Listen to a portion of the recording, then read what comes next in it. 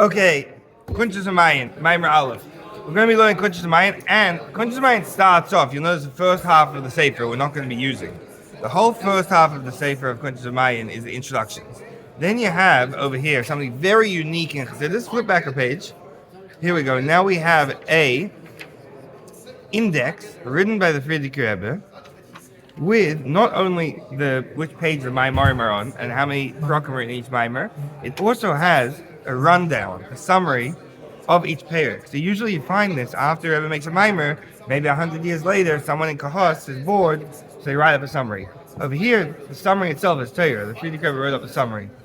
And you'll notice in Kuntres Umaayan, the summaries after every paragraph, because the Friedrich Rebbe very strongly believe in the importance of summaries.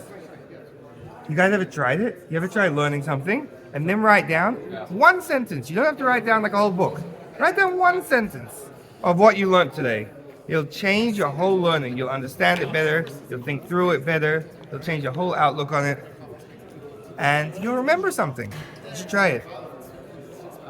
Okay, let's go from the start. We're going to find out why it's called Kuntres Umaayan Bebeis Hashem. You ready from Perek Aleph? Maamer Aleph Perek Aleph. Here we go. Umaayan Bebeis Hashem, and a spring came forth from the house of Hashem, and it went forth, and it irrigated the Shittim stream. So here's a pasuk from Yoel, and it's just talking about a bit of how water works. You guys ever play Monopoly and you get the waterworks? That's a good one, because you only need two for the set. So the waterworks in the Beis HaMikdash, that they had a spring smack in the middle of the Beis HaMikdash, and they had a plug on top. And whenever they wanted to clean out the Beis HaMikdash, because remember they bring all these karbonos and they're shechting cows, so there's like blood and guts everywhere, and the place, you need to clean it up. So they unplug the stream, and it would go and rise, the water would rise and rise and rise, and it would flood the whole place, and then they'd go and they'd scrub it while it was flooded. In Israel, they call it sponger. You ever seen it? In Israel, every Haredi house on Erev Shabbos, you have people pour water, they pour water all over their floor, and then they go around scrubbing it. In America, you use a mop. In Israel, they scrub it while making a flood. They have to pick up everything from the floor, so maybe that's already a good reason to do it. Once a week, you pick up everything from the floor. And then, when you're finished, everyone has a little plug on the side of the wall next to the floor, and you unplug it, and it's a pipe that just goes straight outside, like a pipe this big, and it just spills outside. Now, obviously, everyone lives in an apartment building, so if you're walking under an apartment building on Erev Shabbos, you should probably be careful, because you might get sponged also. But that's how it works. In the Beis HaMikdash, there's a similar system. They'd plug up this stream, then they'd unplug it, and the water would go all over the place. They'd scrub, and then they'd plug it back up, and they'd unplug the exit valve, and it would go down a series of pipeways out into the nearby river called the Shittim stream. And actually, by the way, there's really good real estate next to that river, because if you were a farmer and you're trying to grow some crops over there, the water was very fertile, because it was literally covered in fertilizer, because there was all this animal parts from the waste of the Beis HaMikdash that's very good for helping crops grow. So if you want to grow if you were a farmer in Yerushalayim back in the day, what would you be, right outside Yerushalayim, what would you be growing? Stones, yeah? Because you're stoning out. Growing stones. Okay, but I don't know how well those will grow, but if you're growing some wheat or some corn or some barley or some dragon fruit or mangoes, I don't think they were growing those. But whatever they were growing is very good real estate. So, now that we figured out what this is talking about, we're going to bring a couple of psukim for the Rebbe Rashab to bring out his point. What does it say in the Medrash? Mefarish explains, Shittim, the word Shittim, Lashon Shtus. That comes from the same word as Shtus, which means stupidity. In the English ones, you're always going to see it translated as folly. Folly, I think, is a bit of a silly word. Also because you're going to meet someone whose name is Rafal and his nickname is Folly, and then you're going to think the Maamer is talking about him. Yeah, that's your father? Oh, that's great. That's great. Look at that. So we definitely shouldn't use that word, should we? So it's stupidity. Dinei, B'Sefer Shirashim. What is it saying? Sefer Shirashim. Shitta, when it talks about Shitta, Pirish Shittim Miloshan HaToya. There it explains it very differently. It says Shitta doesn't mean stupidity. It means turning aside. let's find an example of where this means turning aside. Ki sister ishta ukmoy ki sister ishta, like it says in the pasuk, when his wife will turn astray. Pirish Rashi ki sister tate medaki atznias. Rashi explains what it means she goes astray. She goes astray from the path of tznias. She goes off the derech. So shtus, does shtus mean stupidity, or does it mean going astray, going off the path? That's $1 million question. What does this word even mean? Can't learn the Maamer without knowing what the word means. The Targum on the Targum on the pasuk that he planted his tent, v'sota levaisa, and he moves aside. He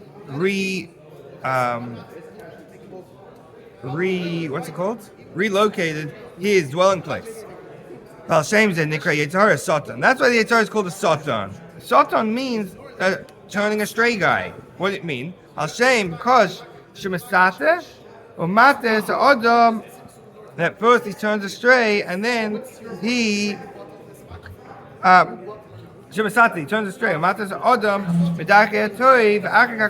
so first he turns the person astray from the good path. So you're doing the right thing, yeah? You're sitting here, you're learning in Zal, being a good boy, and then the Yetzirah comes and is like, hey, maybe you should go out onto the street and go do a big aveir. You know, Rabbi Lever once wanted to give Bochrim a marshal for a Bocher doing a really big taiva. So it's like, imagine a Bocher, says in Yiddish, a Bocher standing in the street and eating chocolate. That was like his idea of like the biggest taiva an American Bocher could do. Anyways, so you're sitting in Zal and you're doing the right thing. The Yetzirah gets you to go off the path. And then what does he do after that? After that, he uses the classic meaning of Satan. And after that,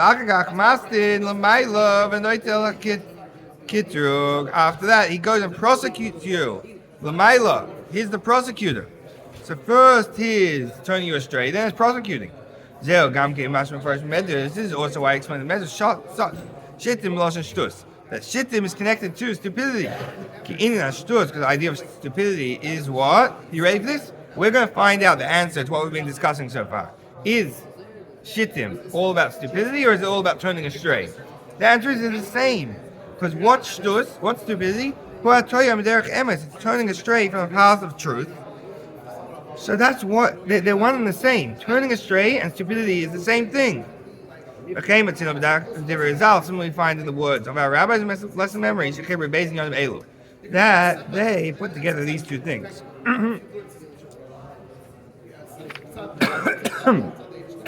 If you go to high level, sorry about that. This Gemara, like it says in the Gemara, on the pasuk, he says to Ishta, his wife goes astray. What does it say over there? You ready for this Gemara in Saita? You guys all learn it. It's in Saita right at the beginning. So every year, you're for sure learn that, but then you might drop off. Exactly. Between Pesach and Shavuos, we learn throughout Saita one day. Every day is through. We learn one daf. So, what do you say? Perek daf Gimel, you're still going to be with the system, right? Daf Gimel, you're still going to be with it. So, what does it say over here? My favorite one is daf Aleph. So, what does it say? On the pasuk, his wife goes astray. The Gemara says something very important you have to remember for the rest of your lives. Ein adam oiva aveira, no person ever does an aveira, ella unless imkein nichnas by ruach shtus, unless a spirit of stupidity, stupid idea, enters him. Hooray, shehistev shtus to inyan echad. So we see that turning astray and stupidity is the same thing, because every time you turn astray, it's because you're feeling stupid. And what's stupid? To turn astray from the path of truth. Sure, that's turning astray from the path of truth, the derech HaToyev, in the good path. Now you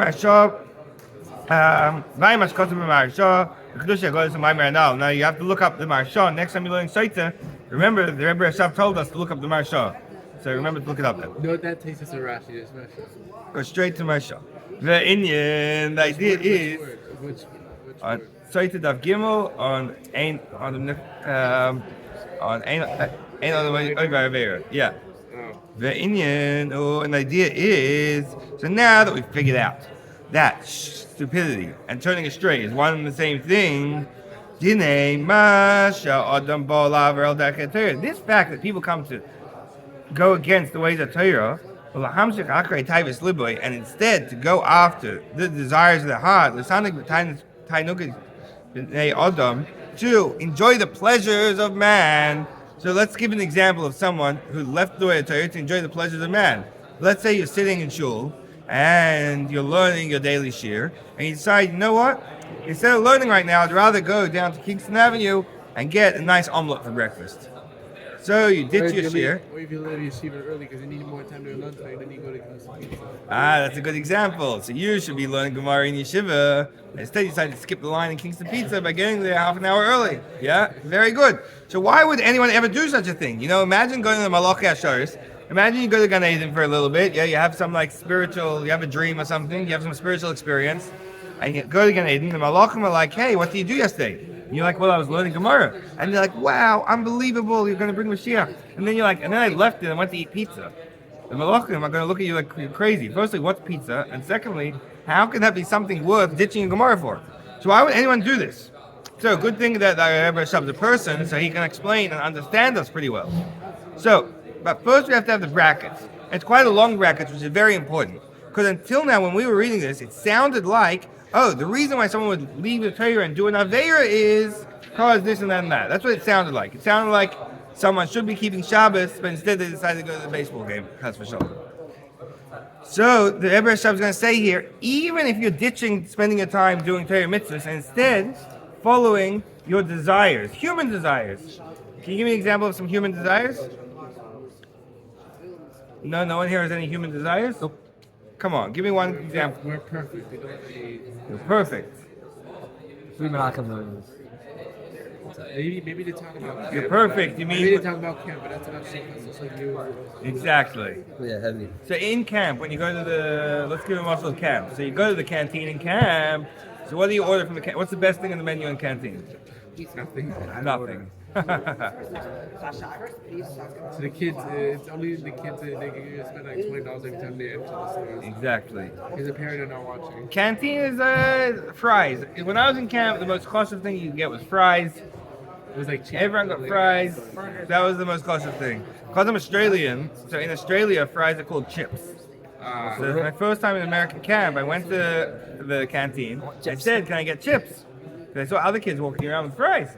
So they said, yeah, and they got me a bag of potato crisps. And you're like... And I'm like, no, I want chips. And like, this is chips. I'm like, no, I want chips. And they're like, this is chips. I'm like, everyone else has chips. And they're like, so do you want the chips or not want the chips? Anyway. You guys woke up. Anyways. They didn't realize that when they said that everyone has it, like... Nah, they... No. Kids walk out of bed, just sugar motivated and walk out of bed. Exactly. Serving chips.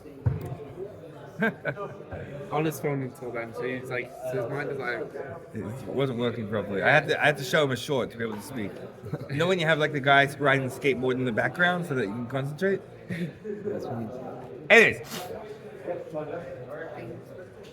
So, why would anyone ever do an Aveira? We're trying to figure that out. Yeah, I really can't understand this. So why would you go eat...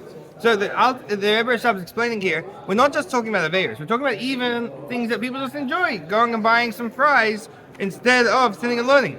I feel with Varma Matarim, even with permissible things. Kasher, ma'anek nafshoy, b'tanogei, otefenukei, b'nei odom. When you are enjoying yourself with all the pleasures, do you see this word, tefenukei? It's a funny word. Tefenukei. You know what that means? Mefunuk is spoiled. When you have a little kid who's spoiled, his name is called Mefunuk. So tefenukei is the things that you spoil yourself with. Yeah? B'nei Adam, all people, more than what you need for your physical needs. So, obviously, you have to eat, yeah? If you're hungry, you should eat some fries. Otherwise, you won't be able to learn Torah at all, yeah? Otherwise, you won't be a person. But what's going to happen if you just stop eating for a week? I'll lose weight. You'll definitely lose a lot of weight. You know the story about the chassid, the guy, he's not a chassid. You know the story about the guy who he decided he needs to train his horse. How do you train a horse? You train it to do a little bit every day. So he's like, my horse eats way too much hay. Yeah, Chaim? My horse, I'm so happy with someone that shares, not named Menachem. My horse eats way too much hay. So I have to train it to eat less hay. So every day he gives his horse a little bit less hay, a little bit less hay, and a little bit less, and it's losing and losing weight, and it's getting weaker and weaker. And then it goes from a bundle of hay a day to half a bundle to a quarter of a bundle to a bucket full of hay to just like a handful of hay, and then the horse dies. And he's so upset. The neighbor's like, what happened? He tells him what I did. I gave my horse, I was training it, and I gave it less and less hay, and now it died. So the neighbor's like, okay, so why are you upset? Like, you didn't expect this? The guy's like, no, you don't understand. One more day and I would have trained it to go without eating at all. So, obviously, a person needs to eat, right, Chaim? Yeah. What happens if you don't eat? You're going to be like that horse. But do you need to eat more than your needs? That's already going over line. That's like when someone's full and they force themselves to eat dessert. You know what I'm saying? When you're like, I'm full and I'm going to get a stomachache, but I really need to eat more. Or when someone's like walking there, it's lunchtime. It's lunchtime. You could eat lunch in yeshiva, or you can go to the pizza store. So, do you need to eat? You for sure need to eat. Do you need to eat at the pizza store? I don't know if you need to eat at the pizza store. Dessert's the main part. You should eat it first. Maybe. That's a good idea. You should eat the last one. It's the main part of the whole meal. You miss it, and you miss it. Gotcha. You know it Is there says. English You know, translation? yeah. You know it says in Gemara that there's always room for dessert. You know that? I try it out every day. Yeah. Fine. So where are we up to? That we're just talking about. This is physical things needed more than what you physically need. This is also transgressing al darkei Torah, the ways of Torah. You're not doing an aveira. You're not going against one of the commands in the Torah, but it's going against the ways of the Torah. What? It commands every individual to sanctify yourself with what you are allowed to have. Now, we're about to say something very controversial that might get you guys upset. But this might actually be an Aveira. I just told you it's not an Aveira, but it's against the ways of Torah. Because the Torah is telling you that you should make yourself holy even in things you're allowed. There are some people who believe that anything you're allowed to do, you have to do. Some people are like, yeah, I'm a frum religious Jew, but I'm obviously not allowed to eat pig. I'm not going to eat pig. Yeah. No, Gas v'shalom, I would never eat pig. But a kosher burger, I'm allowed to eat, so therefore I'm going to make sure to eat, go to every restaurant in town and do a taste test of every kosher burger on the menu. Then we believe that the Torah tells us that we have to make ourselves holy, even in things we're allowed to do. The fact that you're allowed to do it doesn't mean you have to do it, you know? It's just like when you're a kid and it's Purim and you get so much nash, you get like a whole like bag full of nash. You don't have to eat every piece of candy in one day, you know? Just because you can doesn't mean you have to. So, this might be midoraisa. It might actually be a Torah command. Not an aveira. It's not an aveira to eat a big burger. It might be a Torah command as a positive thing to make yourself a more holy, more refined person and hold back from eating this burger. You ready for this? He's going to bring it out of Tanya. You guys ever noticed that in Tanya? Like it says in the Sefer Chinuch. So in the very classic form of Chassidus, first he's going to quote from a Nigla Sefer, from a Sefer of the revealed parts of Torah, from a basic canon of Jewish law.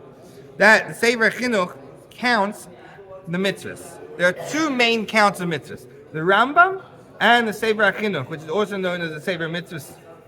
Sefer Mitzvahs Gadol, Sefer Mitzvahs Katan, whatever you like.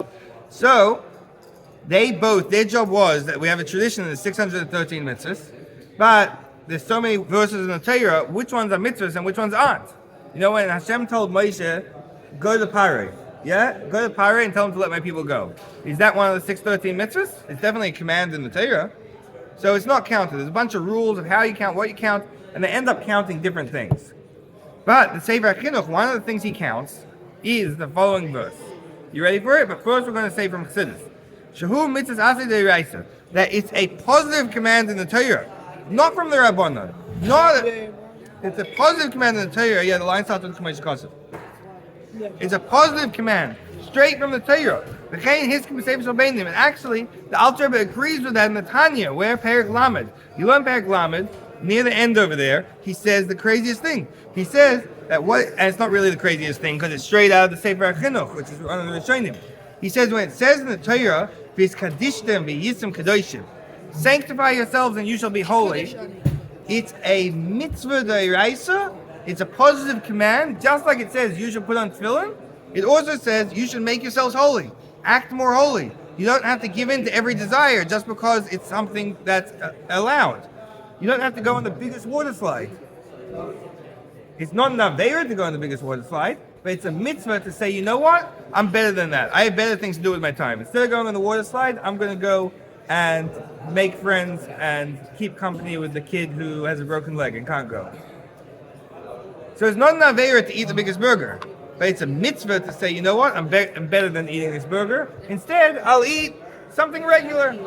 I'm not going to give in to everything that my physical desires want. There's a big difference between a positive command and a negative one, no?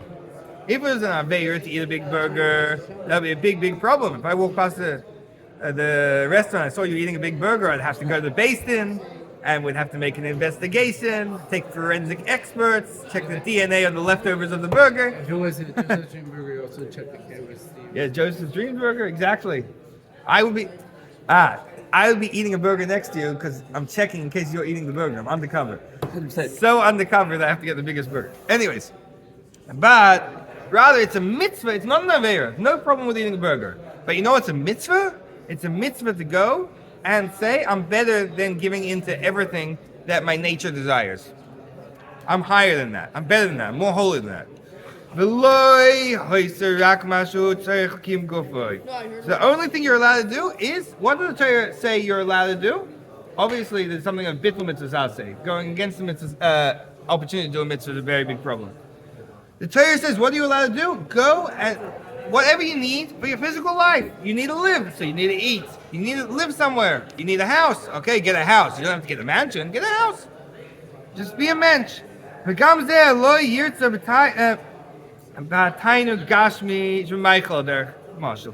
So, actually, even when you're just doing what you need to eat, so let's say you're bachar in yeshiva, so eat whatever yeshiva serves. If yeshiva has bad food, okay, eat bad food. If yeshiva has good food, if yeshiva has a 5-star chef, you know what? Eat a 5-star chef. The yeshiva in Manchester, for a while, they used to have a 5-star chef. You know this? They had the best food in Lubavitch. The Maggid Shir, Rabbi Wahlberg, who's a big, big Talmud Chacham, so he used to go around to the Mesivtas to give shiurim, to come in, and the Bachar would see it's such a big Talmud Chacham, so maybe they'll come sign up to the yeshiva there. So he said, why am I going around? We should send the chef around, and then everyone will sign up to yeshiva. So if there's a 5-star chef, you eat 5-star food. If there's a 0-star chef, you eat 0-star food. Because the eating shouldn't, even when you're eating 5-star food, it shouldn't be about the tainug. You can either eat, there's different approaches to eating. One guy eats like an animal. He's like, oh yeah, I'm so into this, and he's stuffing his face. The other guy eats like a mensch. He's like, yeah, I need to eat. And Baruch Hashem, it's very good food, 5-star food. Rather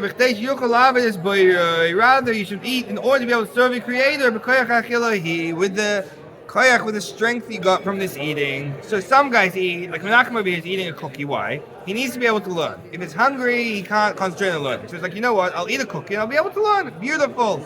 And then you have Chaim over here who goes to a 5-star restaurant. Why? Because he needs a lot of strength to go and mitzvahim that day and help other Jews put on tefillin. That's very different than eating just because you want to have a full stomach. Similarly, in everything, it has to be kavan Hashem Shemayim. For a reason, the intent to do it for the sake of Hashem. Anything you do in life can be either for a good reason or a bad reason. Some things it's going to be very rare to find a good reason for it, and some things it's going to be very rare to find a bad reason for it. But most things you can do for a good reason and a bad reason. You can eat a cookie because I'm bored, which is a little bit neutral. You can eat a cookie because I love cookies and I'm like the new cookie monster of Lubavitch. Or you can eat a cookie because, if my stomach's rumbling, I'm not going to be able to learn. I need to be able to concentrate on learning Torah. Or I can eat a cookie because when I'm hungry, I get very grumpy. I'm not going to have Avos Yisrael. I need to have Avos Yisrael.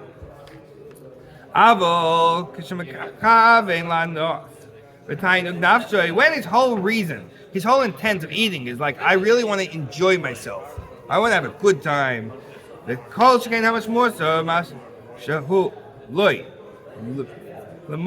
When this isn't something he needs, he's not even hungry, it's extras. This is like after he's full, now he's stuffing himself. And only to pleasure himself and to enjoy himself. When he's drawn after these desires, This is going astray from the ways of Torah. Because the Torah told you, keep yourself holy.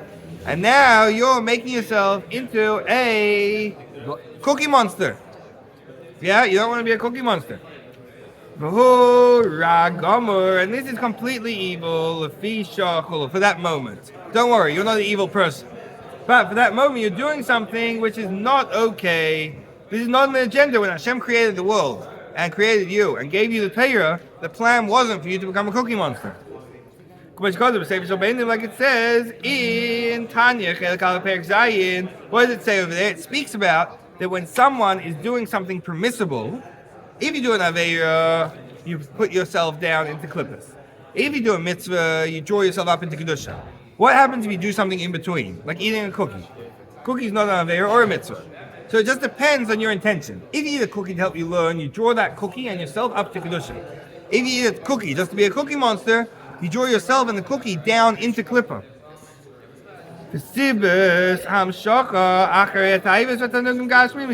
Now, to continue what we were saying about the reason for people going and doing all these taivas and drawing off the gashmis, remember that's what we were talking about before the brackets. It's very nice to remind us now that we were talking about when someone's ditching learning and going off to do some gashmis. So he closes his Gemara 20 minutes early to skip the lines of Kingston Pizza. Or to do an Aveira. What's an Aveira? Speak some Lashon Hara. Instead of learning, he goes to make himself a coffee. While he's just Eat a hamburger while he's milking. That would be an Aveira. So we have two things. Aveiras or not being holy, being a cookie monster. Which also is against the Torah, because the Torah says to be holy. So, how does this happen? It only happens through through the Yetzer Hara's crazy ideas that he is making you go astray. What does the Yetzer Hara told him? This thing's very good for you. And it is pleasurable for the eyes. That's a verse from the beginning of Bereshis, in Bereshis, Perek Gimel over there, that it says about the Eitz Hadas, that Hashem told Adam and Chava one mitzvah, only one rule. Don't eat from the tree. And Chava saw that, what did it say? It's very pleasurable to the eyes. It's like, wow, this looks great. So they messed up on it. Can you imagine that? You had one job and they messed up on it. Wow. I would blame them if I didn't do the same thing myself. L'chaim. Come on, they gave into the Yetzer Hara, we gave into the Yetzer Hara. What did Adam do? He just took the fruit from his wife. You shouldn't tell him from the Hadas. He just ate it. But the Lord said no, and he saw that tree. No, he didn't see. You're just sitting down. How do you know he didn't see the tree? What? The Lord said don't. Lord goes because he would have seen, he would have saw a chava and the snake. He would have seen, oh, the snake. No, he comes in and that tree over there. That's you know the garden is master. You know, he just wandering around. Also, chava's like, yo, take the snacks. You guys are having a debate on whether he saw it was from the tree or he didn't. You're saying he saw it was from the tree. You're saying he didn't see it. Or you knew the tree. Says that chava persuaded him and persuade him. Yeah, from the story, I'm going to have to assume that he knew which tree it was from. Otherwise, it would just be a mistake. It would be oinus. No? That's why she gets the most of the punishment. Same thing with the snake. The snake could have taken the fruit and said, hey, I found this on the other side of Gan Eden. Try it, right? I think the whole thing was to try to get them to do that there on purpose, no? Otherwise, there's no point. Yeah, it's like imagine if the Yetzer Hara, the Shoyers of the Yetzer Hara came down from heaven and switched out your kosher burgers. You know the scene in Ancient Amos where the guy, like the evil guy, switches the kosher hot dogs for the not kosher hot dogs. Yeah, so like, that's not a course. One Ancient Amos was the piece of one, and she was it's in the intro of everyone. It's in the I only saw the piece of one, and the Shabbos one. Yeah, you know the beginning is like. Jimmy Epstein. Yeah, exactly. Rabbi tells Giants, he goes to the store to buy a candy bar. We're in the 8th. So, one of the original agents, one of the agents was my brother's bunk. No way, that's so cool. Everyone bullied him. Throwing hats at him. That's hilarious. He moved out and was throwing his hat at him. That's so funny. Wait, Mom, the age was your brother's age? Yeah. Original one, I think. One of How old is your brother now? 7. Yeah, I remember this guy was he was a shliach in Australia for a year. Maybe him as a kid was together. I don't remember. Bear Cohen, no? I don't know. My brother was telling me that he was maybe he was a camper. No, that really happened. That sort of happened. Everyone threw hats. I can imagine that. He's getting fights. Everybody's great. Hey, let me ask you, if the Yitzhar came down from heaven and switched out your burger when you weren't looking, Mitzvah's the the Shoyish the Yitzhar, the Satan coming down from heaven and switches out your burger, you didn't know. Yes. It's not your fault. It's not a kunz. His whole verse is trying to get you to do it on purpose. In Gan Eden, okay, if Adam didn't know, he could just say it's not my fault. He didn't know. What? Maybe we should finish the Perek before it's 2 minutes. That's a great idea. 2 minutes Also, left. Let's finish the Perek. You ready? We're going to finish the Perek in 2 minutes left. So the Yitzhar tells you, this thing's so good, it's so enjoyable, eat it up, be a cookie monster. Just like it says about the sin of the Eitz Hadas. Like in Save Racist. But Teira Isha, what does it say over there? The woman saw that the tree was good to eat. And it was a desire to her eyes. And she took from the fruit. Dun, dun, dun, dun.